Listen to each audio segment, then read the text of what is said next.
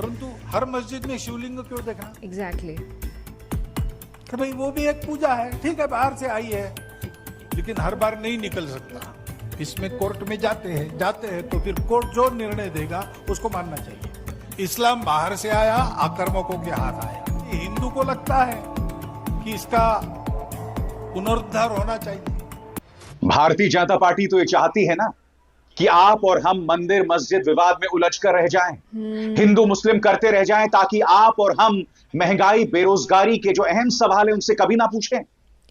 RSS का बड़ा बयान आया है संभल विवाद पर। राष्ट्रीय स्वयंसेवक संघ के प्रमुख मोहन भागवत जी कहते हैं कि हर मस्जिद में शिवलिंग क्यों ढूंढना, अरे ज्ञानवापी हो गया।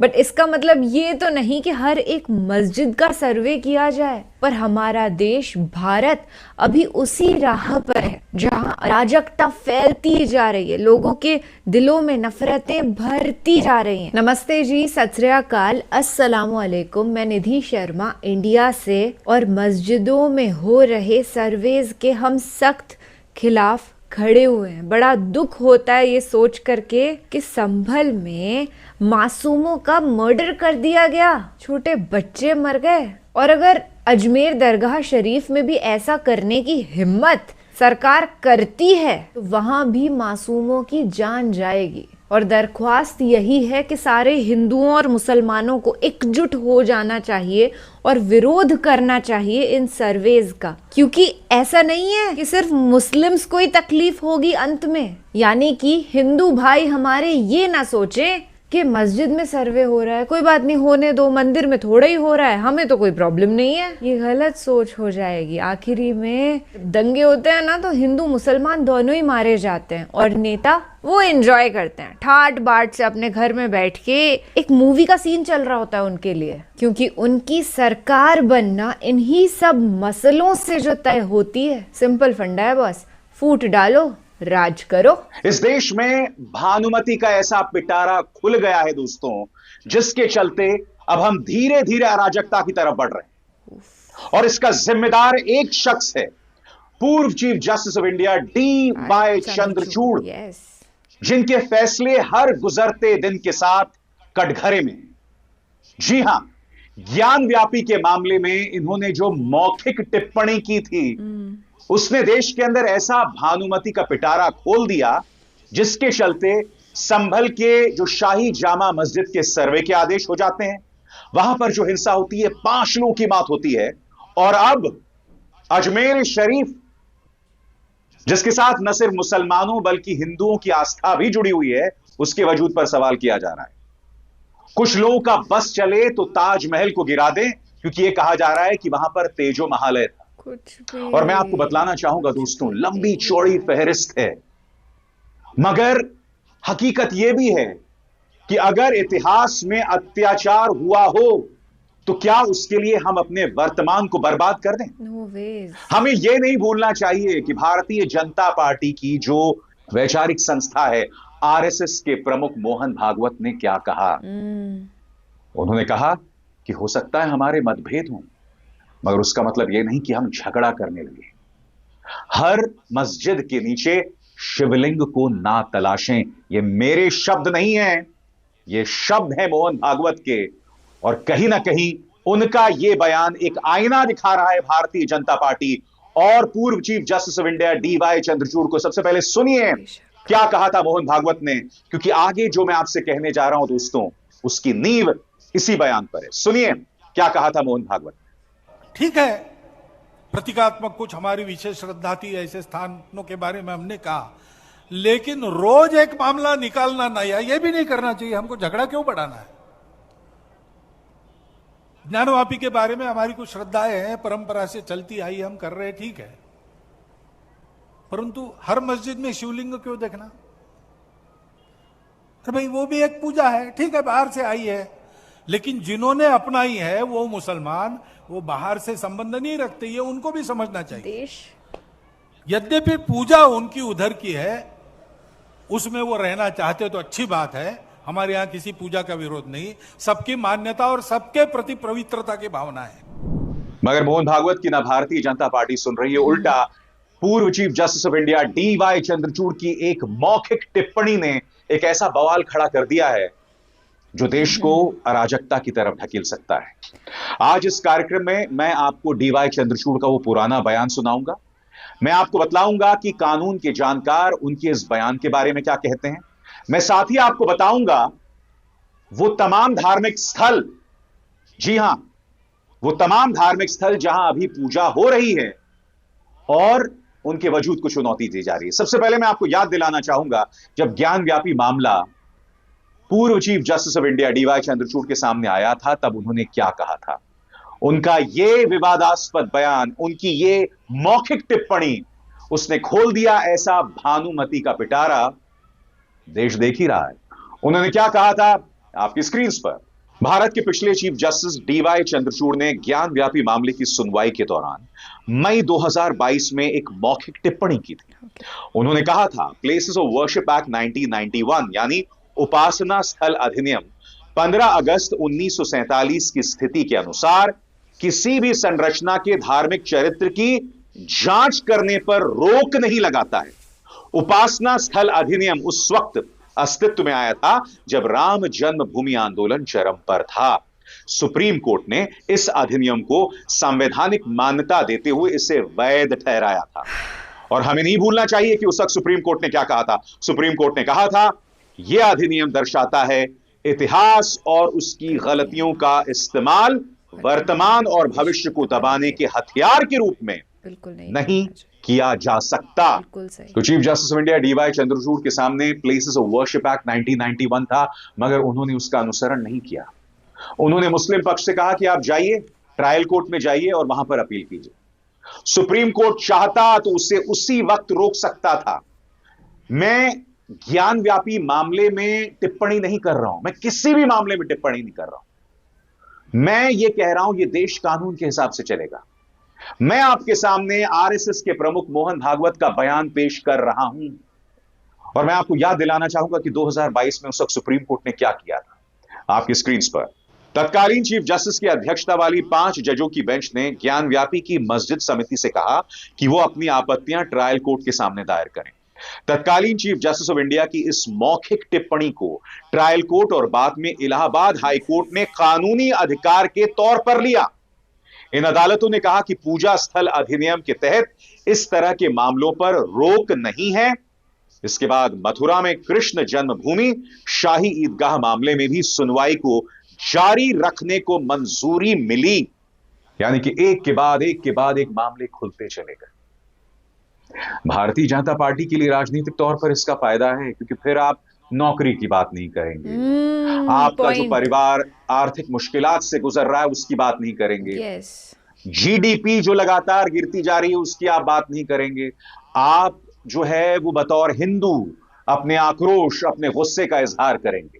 ये अपने आप में कितना अजीबोगरीब इत्तेफाक है ना, कि chief justice of India DY Chandrachud ने कई फैसले सुनाए जिसकी उस वक्त काफी तारीफ हुई थी, मगर अब बाद में जब आप उन फैसलों को देखते हैं तो पता चलता है कि उन फैसलों का दूरगामी फायदा भाजपा को हुआ। मसलन प्लेसेस ऑफ वर्शिप एक्ट 1991 की किस तरह से धज्जियां उड़ाई गई थी वो मैं अभी अभी आपको बता चुका हूं। गुप्त चुनावी चंदा, इसे उन्होंने खत्म कर दिया था। भाजपा को कहने को नुकसान, मगर मैं आपसे एक सवाल पूछना चाहता हूं। गुप्त चुनावी चंदे में खुद चंद्रचूड़ साहब ने कहा था कि भाई इसमें यह साफ हो रहा है कि धन्ना सेठ सरकार को पैसा देते हैं और उसके बदले में उन्हें फायदा होता है। तो क्या पूर्व चीफ जस्टिस ऑफ इंडिया ने इसकी जांच कराई? नहीं कराई। महाराष्ट्र में शिंदे सरकार को चंद्रचूड़ साहब ने इल्लीगल करार दे दिया था, मगर बावजूद इसके उसे चलने दिया।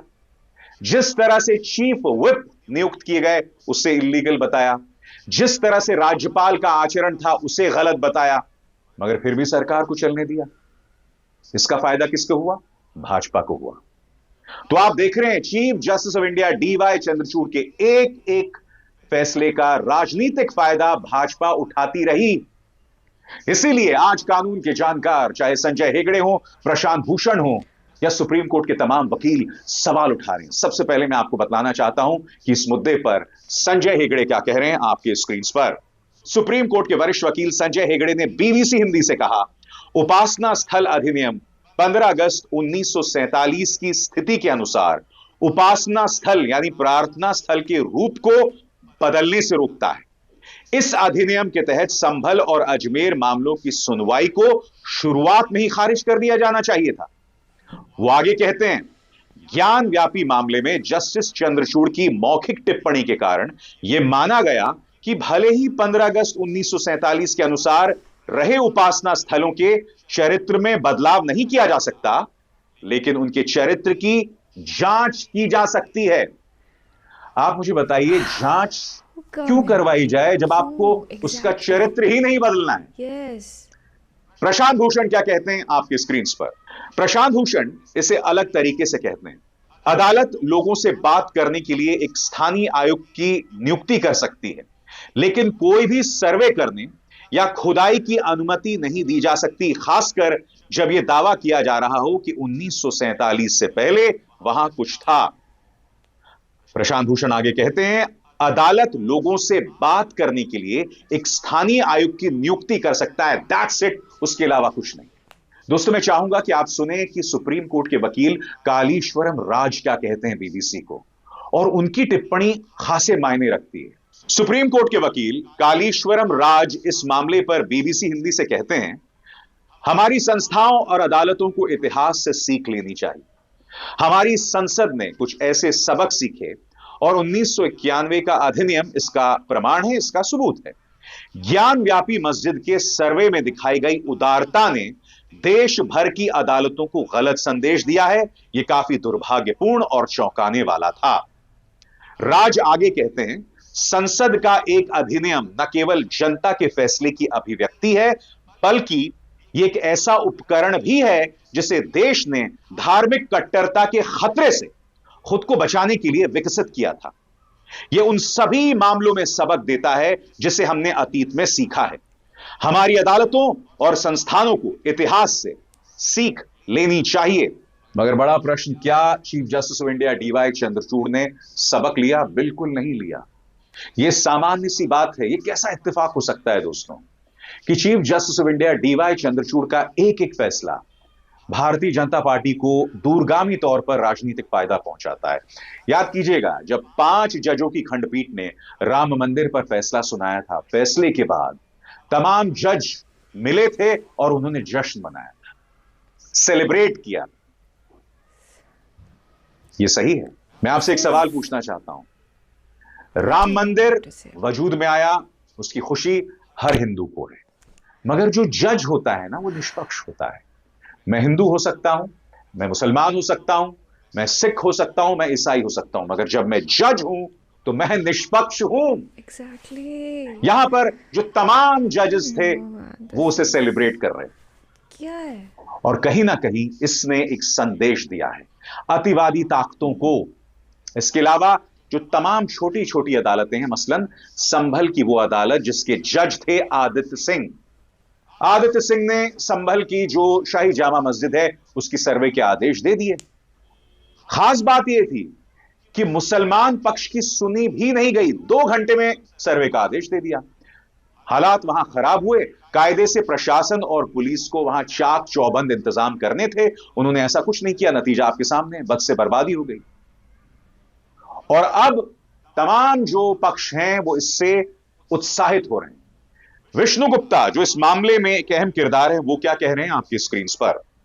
उत्तर प्रदेश और राजस्थान के इन दोनों मामलों के याचिकाकर्ता और हिंदू राष्ट्रीय सेना नाम की संस्था के अध्यक्ष विष्णु गुप्ता इससे निश्चिंत हैं।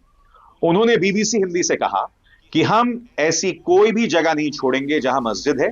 इसके बाद दिल्ली की जामा मस्जिद का नंबर होगा। उत्तर प्रदेश में ऐसी बहुत सारी जगह हैं। हम सरकार से कहेंगे कि मस्जिदों को मंदिर घोषित कर दिया जाए। अब ये विचार थे विष्णु गुप्ता के।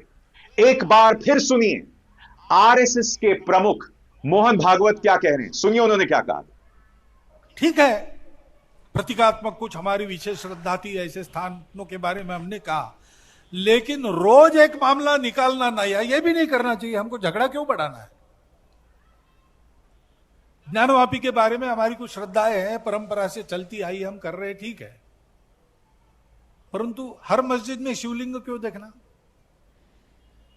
तो भाई वो भी एक पूजा है, ठीक है, बाहर से आई है, लेकिन जिन्होंने अपनाई है वो मुसलमान, वो बाहर से संबंध नहीं रखते, ये उनको भी समझना चाहिए। यद्यपि पूजा उनकी उधर की है, उसमें वो रहना चाहते तो अच्छी बात है, हमारे यहां किसी पूजा का विरोध नहीं, सबकी मान्यता और सबके प्रति पवित्रता की भावना है। हम सबको सुख शांति से रहना है, Yes. अमन चैन से रहना है। एक तबका है जो चाहता है ये अराजकता बनी रहे, उनका धंधा इस अराजकता से चलता है। हो सकता है कि उनके मन में उनके परिवारों के लिए इतनी मोहब्बत नहीं, हो सकता है कि उनके परिवार वाले उन्हें बर्दाश्त नहीं करते हैं, मगर आप और हम सब एक व्यवस्था में जीते हैं, एक परिवार का हिस्सा हैं, एक ऐसी व्यवस्था का हिस्सा है जिसमें मेरा काम एक मुसलमान से भी होता है और एक मुसलमान का काम मुझ जैसे हिंदू से भी होता है। उस व्यवस्था को तोड़ने की एक कोशिश की जा रही है जो अपने आप में कितना शर्मनाक है। बहुत ज्यादा। हमें इसका पुरजोर विरोध करना चाहिए। बिल्कुल। अभिसार शर्मा को दीजिए इजाजत। नमस्ते। This is shameful on so many levels. उस नालायक व्यक्ति ने क्या कहा, मैं उसका नाम लेना भी पसंद नहीं करूंगी। वो बोलता है कि हर मस्जिद को मंदिर घोषित कर देना चाहिए। सोचिए, अगर बहुसंख्यक मुस्लिम्स होते और हम अल्पसंख्यक होते और हमसे ये कहा जाता कि अब हर मंदिर को मस्जिद घोषित किया जा रहा है, कैसा लगता हमको? बहुत बहुत ज्यादा दिल पे ठेस पहुंचती ना। हमें एग्जाम्पल लेना चाहिए सऊदी से। वहां पर कुछ ऐसा हिंदू मुस्लिम नहीं है। जो हमारे हिंदू भाई बहन है ना, वो एकदम सुख चैन शांति अमन से रहते हैं। सच बताइएगा, जब आप इन वीडियोस को देखते हैं तो थोड़ी एक एंग्जाइटी होती है ना, ऐसे घबराहट सी होती है कि ये वही देश है जिसमें हम बचपन से रह रहे थे। बचपन में तो पता भी नहीं था कि ये भी एक रियलिटी हो सकती है क्या, ऐसी लड़ाइयाँ भी एक सच्चाई हो सकती है क्या, पर आज हो रही हैं। फिलहाल के लिए मैं आपसे लेती हूँ इजाज़त और यही दरख्वास्त करती हूँ कि सच के साथ ऐसे ही हमेशा खड़े रहिएगा। अगर आपने इस कंटेंट के साथ एंगेज किया है, it means that you are not watching गोदी मीडिया। आपको पता है कि असलियत है क्या। आप अभिसार शर्मा जी को सुन रहे हैं, आप रवीश कुमार जी को सुन रहे हैं, आप प्रज्ञा मिश्रा जी, साक्षी जोशी जी को सुन रहे हैं। You know what the reality is and that's what is important in the country right now. ख्याल रखिएगा अपना और अपने सभी घर वालों का। जिंदाबाद रहिएगा और महफूज रहिएगा। राम राम, दुआ सलाम, जय हिंद।